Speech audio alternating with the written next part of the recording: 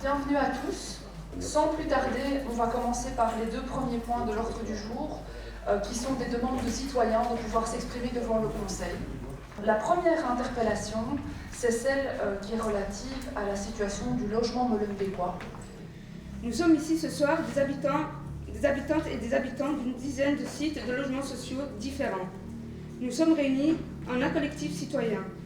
Nous travaillons depuis la journée des quartiers populaires du 22 mars 2022 à souligner publiquement nos problèmes quotidiens qui dépassent nos problèmes individuels. Aujourd'hui, nous souhaitons échanger avec vous pour trouver la meilleure solution actuelle pour mener la guérilla contre la gentrification. Cette solution, c'est le logement social. Nous le disons ce soir, le logement social représente notre patrimoine commun, le plus précieux. Grâce à lui, des milliers de Molenbeekois peuvent continuer à vivre dans leur quartier. Nous attendons de la part de nos élus qu'ils et elles nous représentent, nous défendent, nous considèrent et qu'ils et elles passent concrètement à l'action.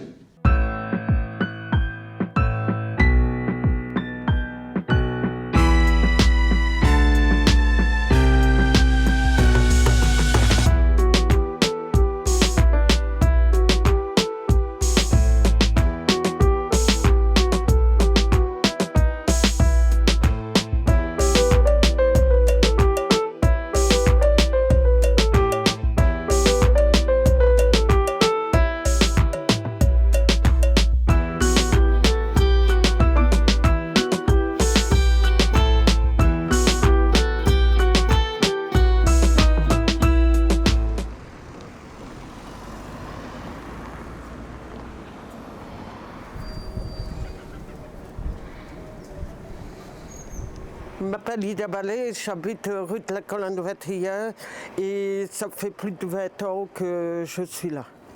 Je m'appelle Henri Piccini, on est ici dans la rue Edmond Bonneville, à Molenbeek. Derrière moi, il y a le bâtiment de la Cour Saint-Lazare et j'habite ici depuis 2016. Je m'appelle Lazare Mohamed, on est ici à rue Jean-Baptiste de Coq et j'habite ici depuis 19 ans. On est la famille à Carcache et on habite à rue de la Cor. Ça fait bientôt 27 ans. Et ça fait 27 ans de galère. On est à la rue de Launois, au 67. Je m'appelle Francine Hermand, j'habite depuis plus de 20 ans dans ce petit appartement. Je m'appelle Jacqueline Rorsvort et j'habite dans l'avenue qui est ici tout près, l'avenue de Rouvert. Je suis ici depuis pas mal de temps. Salut, moi c'est Christopher, chargé de projet à la SBL La Rue. C'est une SBL qui est vieille depuis 45 ans maintenant. On fait un travail de proximité dans les quartiers du vieux Molenbeek et on est là pour soutenir les citoyens, les habitants de Molenbeek dans leur quotidien. Je m'appelle Solène. Et moi je m'appelle Laetitia. Et on est chargé de projet pour l'association Périphéria qui s'intéresse aux questions de participation à partir de personnes qui sont en général le moins représentées et le moins écoutées dans les espaces de décision. Et ici, on est dans le Molenbeek historique. C'est un quartier où il y a beaucoup de logements sociaux et c'est comme ça qu'on a croisé des habitants et des habitantes qui avaient envie de se mobiliser. Et c'est avec La Rue et Bonne Vie, deux autres assos dans le quartier, qu'on accompagne l'Union des locataires. Je suis Félicien et je travaille pour la maison de quartier Bonne Vie. On accompagne ensemble avec La Rue et Périphéria le groupe de l'Union des locataires depuis près de 2 ans maintenant. Et en fait, on essaye d'accompagner le groupe et de le structurer dans le sens où s'il y a des envies ou des idées qui émergent, ben nous on fait en sorte qu'elles aient lieu, que ce soit écrire un texte, envoyer des courriers, rédiger des plaintes, organiser une manifestation. On répond aux demandes des locataires et on essaye de faire ça collectivement. L'Union des locataires, c'est des citoyens qui habitent dans des logements sociaux et qui viennent dire le problème qu'on a ou pas pour essayer de les résoudre. Et en fait, on se réunit une fois par mois, histoire de se donner des actualités, se donner des conseils. Voilà, et on essaye de s'entraider les uns les autres, de vraiment faire le combat tous ensemble, quoi. Il y a Johanna, que vous avez vu tout à l'heure, qui a un peu fait Avec l'Union, on fait des manifs, on fait des slogans, On essaye de joindre les politiques, on organise des débats, on se réunit. Donc ça, c'est des bonnes choses. On parle souvent des problèmes collectifs, plus collectifs qu'individuels, parce qu'individuel, il y en a tellement, donc on ne sait pas un petit peu, parce que chaque personne a un cas différent. Vous imaginez qu'individuel, c'est 3800 personnes qui y habitent, c'est chacun son petit problème, mais les collectifs, en général, ça concerne la majorité, 80% des gens.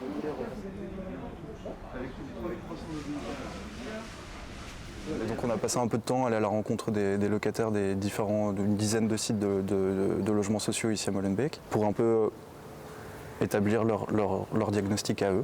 Qu'est-ce qui va bien, qu'est-ce qui va pas bien, c'est quoi les problèmes. Et après, à partir de là, on a établi des grands objectifs qui sont des grandes revendications sous forme d'un manifeste, où tout le monde, tous les locataires sont un peu alignés sur l'idée de « ok, ça pourrait nous permettre de vivre mieux dans nos logements ».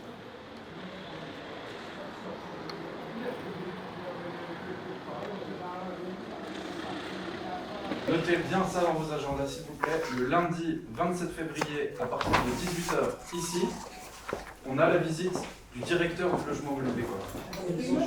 Donc l'idée, c'est qu'on va leur partager le travail qu'on a fait, qui est donc directement sourcé aux problèmes que vous vivez dans vos logements et que vous vivez à Villerover, à Martens, à Saint-Lazare, un peu partout. Donc les problèmes structurels.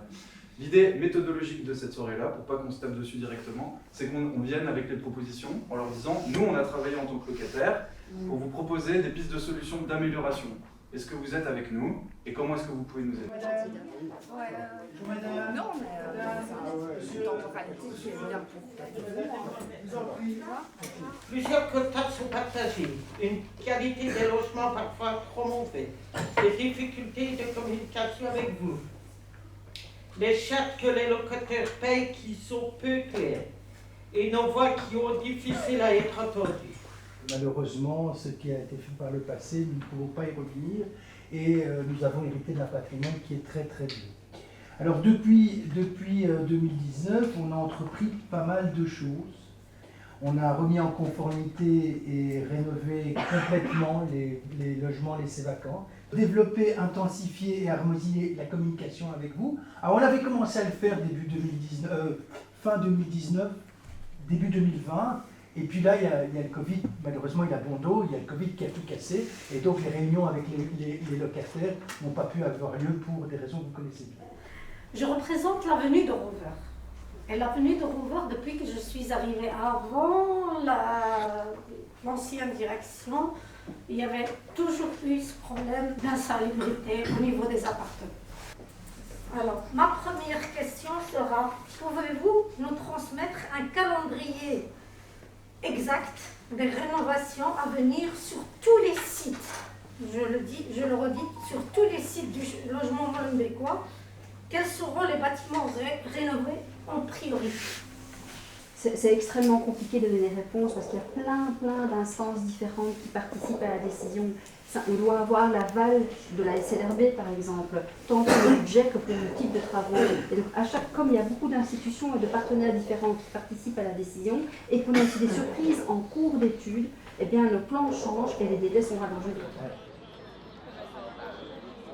Bonjour, mon nom est Frédéric Dufaux, je suis directeur général du logement molenbeekois depuis 5 ans, depuis août 2019. Il faut savoir que nous avons hérité d'un parc très vieux et donc nous sommes attelés à le rénover le plus vite possible, mais il y a énormément de logements en peu de temps à rénover. Il faut des budgets pour pouvoir rénover une quantité importante de logements et ces budgets nous sont alloués par la région bruxelloise. Donc nous aurions besoin d'un budget global sur les 10 prochaines années de 300 millions d'euros pour rénover l'ensemble de notre patrimoine. Malheureusement, nous n'avons à date obtenu que 70 millions. Donc vous comprenez que malheureusement, il faut faire des choix. Nos locataires sont frustrés quand nous ne répondons pas suffisamment vite à des demandes de rénovation, d'entretien, de réparation. Nous n'avons pas les budgets, nous n'avons pas le personnel. Et là, c'est une question de volonté et d'arbitrage politique. Si vous donnez de l'argent pour la rénovation du métro, beaucoup, vous en donnez un peu moins pour le logement, c'est un exemple. Mais évidemment, 300 millions, si j'avais les 300 millions, je pourrais engager, je pourrais rénover plus vite et je pourrais m'atteler à rénover plus de bâtiments.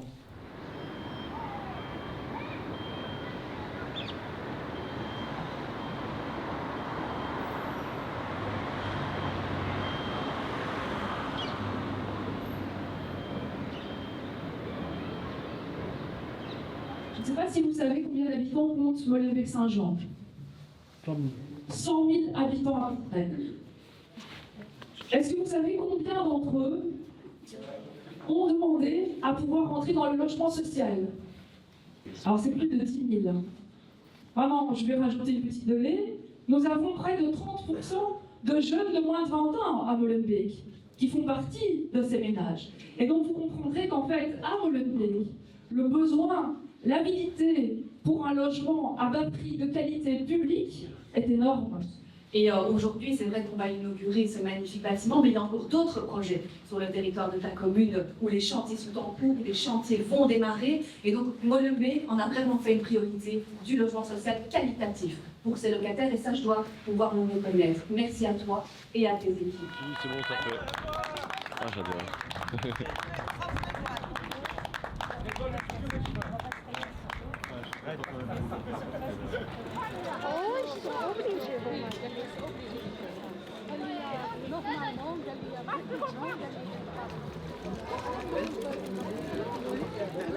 Oui, hein.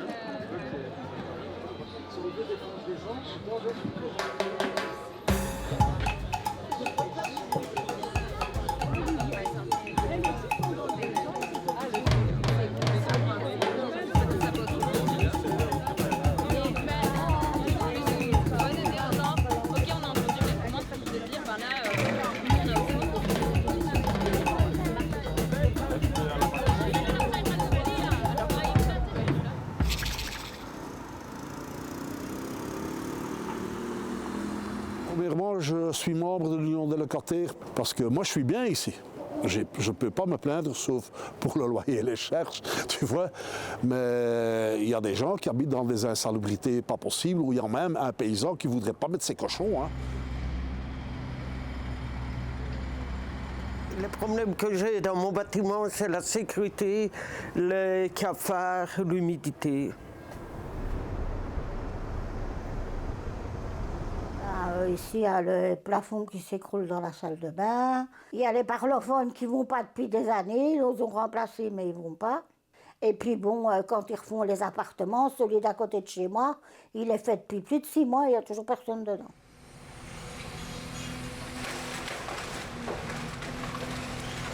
Dans l'appartement dans lequel on est, c'est tellement serré, il n'y a pas d'intimité. Et l'humidité, je ne vous en dis pas. Vous voyez vous-même comment c'est noir un peu partout dans tout l'appartement.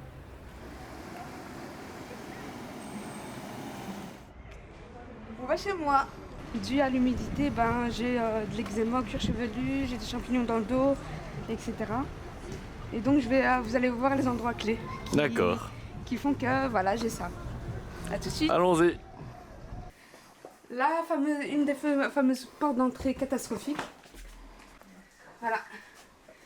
Là, il y a une grosse tache d'humidité. On a beau nettoyer, après ça revient. Voilà. Il y a là. Il y a juste au-dessus de toi aussi. Et on a beau nettoyer, voilà. Ouais. Il y en a marre, quoi.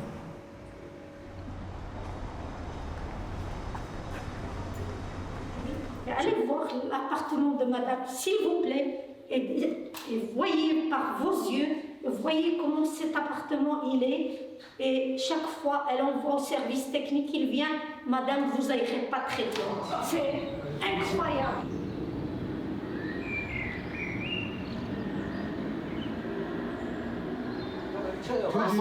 Que le loyer ou avec les charges? Tout compris, tout compris. Ok, ça va. Bon, c'est cher quand même pour celui du bazar. Hein. Mais franchement, il n'y a pas d'intimité là.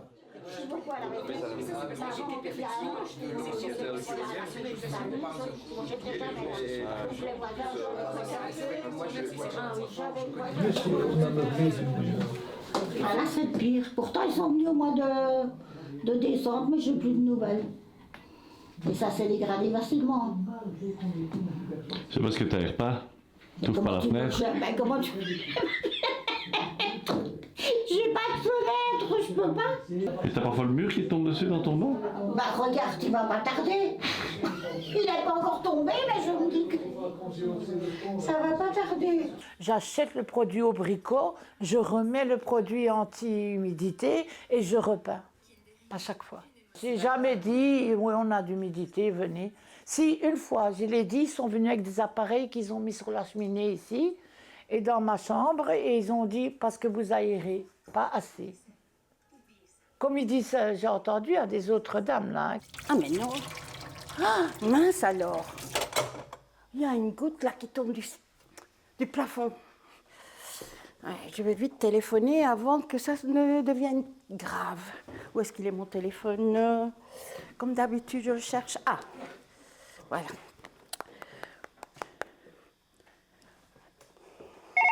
J'espère qu'ils vont répondre vite. Hein. Allô, foyer Molenbeek-quoi, je vous écoute. Bonjour monsieur, voilà, je commence à voir des gouttes qui tombent du plafond dans ma cuisine. Ah, ça c'est pas gai, hein.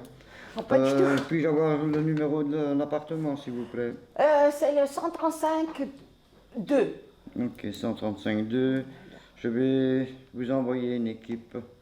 On vous préviendra dès qu'ils sont sur le chemin.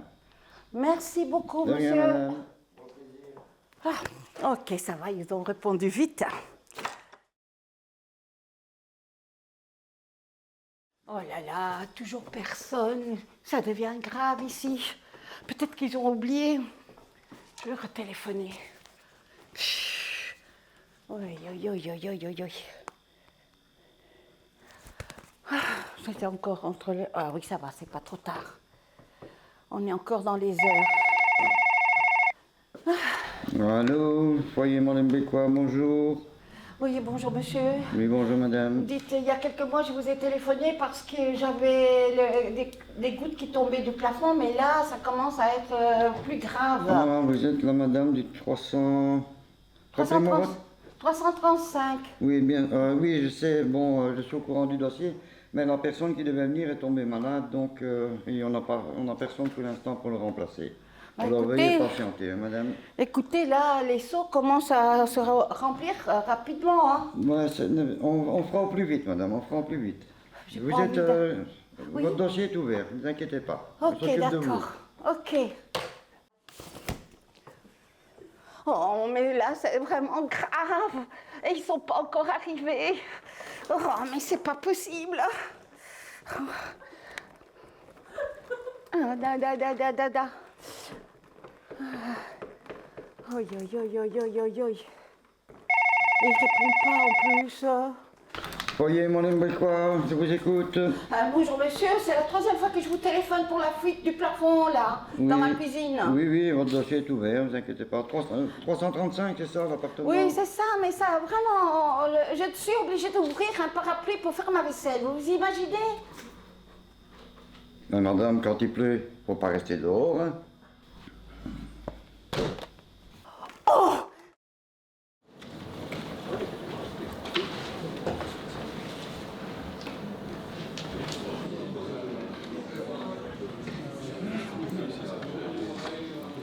Bienvenue. Encore une fois, merci à l'équipe du Nova de nous accueillir dans ces locaux.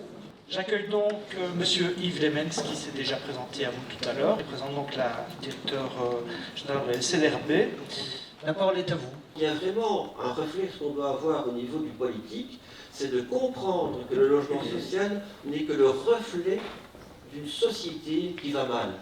On a fait une étude de satisfaction dans le secteur du logement social et il faut se féliciter parce que 70 plus de personnes, de locataires sociaux, se sentent bien dans leurs logements sociaux. Donc il faut se rendre compte qu'il y a une adhésion des locataires par rapport à leurs propriétaires. Mais n'empêche que donc il y a quand même ce problème donc de vétusté, je crois que c'est ça le terme, des appartements. C'est des anciens appartements des années 60, 70, 40 à 50% du logement Molenbeek, il est habité comme ça. Donc c'est des familles nombreuses dans des espaces de 60 mètres carrés. Mais imaginez-vous ça. Donc, M. Félicien, il a parlé de condensité et d'humidité dans ce logement. Automatiquement, si on est un peu plus de 2 personnes qui habitent 60 mètres carrés en hiver, automatiquement, on a les vitres humidifiées, pour ne pas dire une petite douche là sur les vitres. Et c'est vrai. Un truc qui est en commun, donc au-delà des problèmes à gauche, à droite en fonction des bâtiments, c'est la difficulté de se faire entendre de la part des locataires envers le racisme. Et c'est vraiment assez partagé de la part des locataires, vraiment un sentiment de mépris. Donc en gros, on essaye de construire une expertise de notre côté et puis de rentrer en dialogue avec aussi bien le Cocolo, aussi bien avec le logement social et les différents services pour essayer d'améliorer les choses forcément.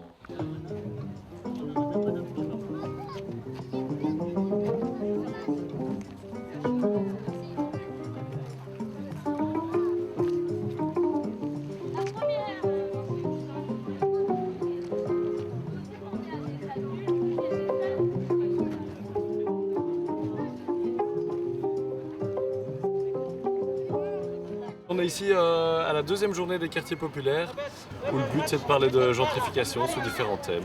La participation, les loyers, les nouvelles constructions et le logement social.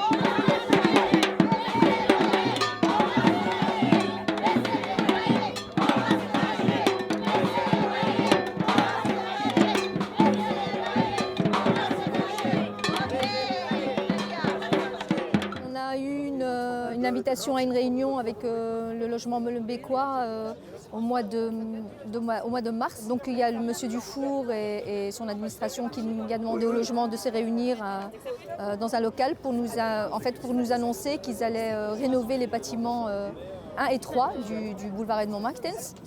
Et ce sont les bâtiments qu'on occupe.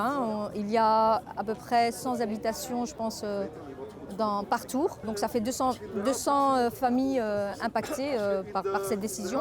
Et les travaux sont d'envergure. Et donc le monsieur Dufour nous a expliqué qu'on ne pouvait pas les faire en site occupé. Donc on devait quitter les appartements pour que les travaux puissent se faire. Récemment, on a appris, nous, via la presse, que finalement, ça n'allait pas être rénové, mais détruit. Les bâtiments vont être détruits. Et là, maintenant, ils ont commencé assez rapidement le relogement des personnes. On leur propose qu'un seul logement. Ils n'ont pas le choix de refuser. Ils sont obligés d'accepter le logement que la direction leur impose, finalement. S'ils refusent, ils vont recevoir un renom. Et donc un préavis et vont devoir quitter le logement social et aller chercher une habitation dans le privé. C'est très compliqué pour les personnes âgées pour certains qui sont là depuis la construction des tours, qui sont très âgés, qui n'ont pas été épargnés. Je l'ai dit, on a fait une interpellation communale, je l'ai dit et répété, ce sont des gens qui ont déjà été malmenés ces dernières années. Et là, on les achève en les déracinant d'un endroit où elles ont vécu toute leur vie.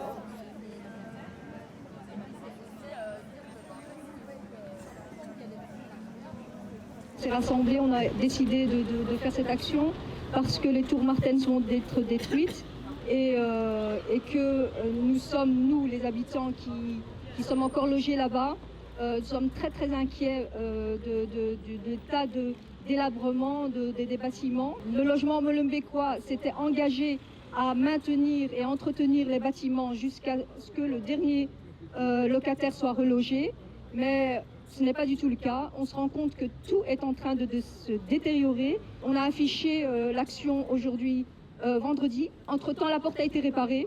On se rend compte que parfois la pression a du bon. Et ils ont réparé la porte, mais il y a le parlophone qui est cassé maintenant. J'insiste beaucoup pour dire qu'on ne demande pas des choses accessoires.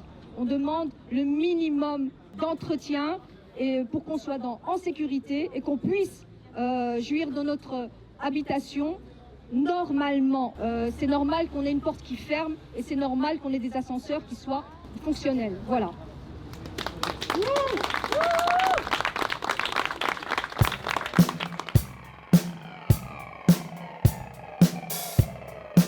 La suite des événements, c'est combattre.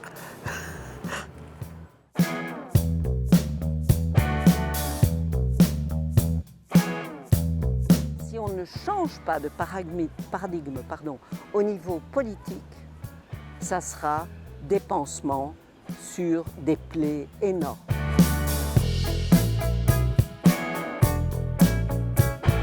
Pour rejoindre l'Union, parce qu'au plus on est fort.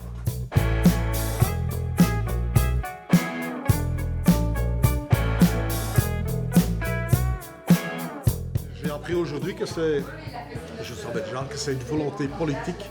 Si la politique ne suit pas donc nos politiciens pour qui on vote, il va y avoir toujours un manque d'argent pour le social. C'est comme ça.